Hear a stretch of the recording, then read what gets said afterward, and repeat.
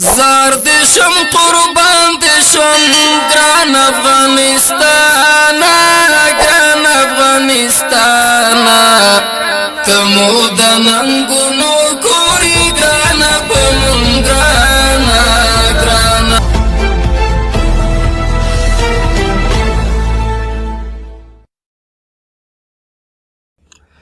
سلامونه جوړ په خیر خرغلاس درته وایو. حمزه خپلواک یم او تاسو د خپلواک تلویزیون ګورئ.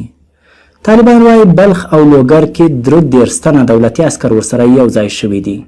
طالبان وایي د لوګر ولایت په مرکز محمد اغا او برکي برک ولسوالیو کې د کابل ادارې 26 تنه عسکر او پولیس ورسره یو ځای شوي دي.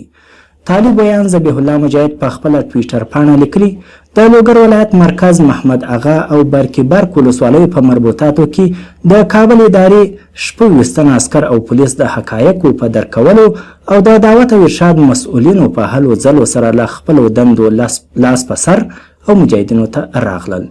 مسؤلینو یې هرکلی وکړ. مجاهد په یو بل خبر کې ویلي چې د دې ترڅنګ د بلخ په زارې ولسوالۍ کې هم 7 تنه پولیس له وسلو سره ورسره یو ځای شوي دي.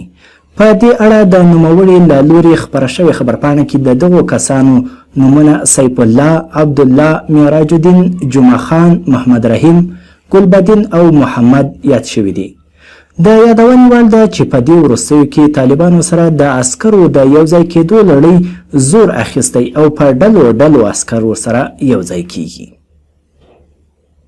ګټلې د دنیا له زوره وروي ازادي